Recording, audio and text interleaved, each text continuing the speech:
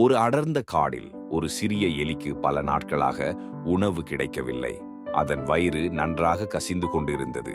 அது சுற்றிலும் தேடி பார்த்தது. ஆனால் எங்கும் ஒரு தானியமோ பழமோ கிடைக்கவில்லை. மிகுந்த பசியால் துடித்துக் கொண்டிருந்தது. அதன் தேடலில் அது ஒரு ஓய்வான இடத்துக்கு சென்றது. அங்கே பல விலங்குகள் சேர்ந்து நிறைய உணவுகளை குவித்து வைத்திருந்தனர்.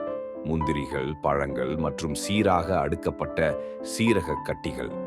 எலியின் கண்கள் மிகுந்த ஆசையுடன் அந்த உணவுகளை நோக்கின.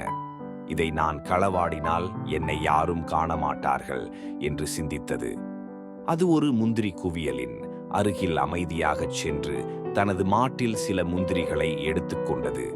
ஆனால் அதற்கு தெரிந்ததில்லை, ஒரு கூர்மையான கிளை அதன் வாலுக்கு தடவ பெரிய சப்தம் எழுந்தது.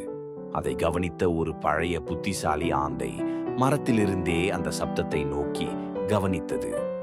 யார் இங்கே களவாடுகிறார்கள் என்று ஆந்தை கூவியது. அந்த சப்தம் கேட்டதும் மற்ற விலங்குகளும் விழித்துக் கொண்டனர். மிரண்டு போன எலி விரைவாக ஓட முயன்றது. ஆனால் ஒரு குருவி மற்றும் ஒரு முயல் அதற்கு வழியை அடைத்தன. ஆந்தை கீழே வந்து எலியை நேராக பார்த்தது. நீ ஏன் களவாடுகிறாய் என்று கேட்டு அதற்கு ஒரு சாந்தமான ஆனால் திடமான பார்வையை கொடுத்தது. நான் மிகவும் பசியால் துடிக்கிறேன்.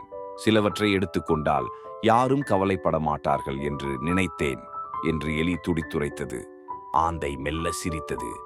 நாம் எல்லோருமே பசியால் துடிக்கிறோம். ஆனால் களவாடுவது சரியல்ல. நாங்கள் கேட்டால் உங்களுடன் பகிர்ந்து கொள்ளத்தான் செய்வோம். இந்த காட்டில் ஒற்றுமையுடன் வாழ்வதே முக்கியம். மற்ற விலங்குகளும் அது உண்மை என்பதை ஒப்புக்கொண்டன.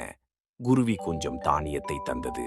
முயல் ஒரு பழத்தை கொண்டு வந்தது மற்றும் ஆந்தை ஒரு சிறு விதையை அதன் குவியலிலிருந்து எடுத்து கொடுத்தது.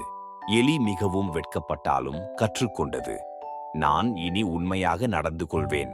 உதவி தேவைப்படும் போது கேட்கவும் கற்றுக்கொள்வேன் என்று வாக்களித்தது.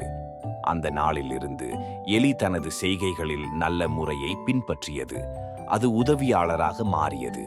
எப்போதும் மற்ற விலங்குகளுக்கு உதவ முயன்றது. காட்டின் மத்தியில் அது மற்ற விலங்குகளுடன் மகிழ்ச்சியாகவும் திருப்தியுடனும் வாழ்ந்தது.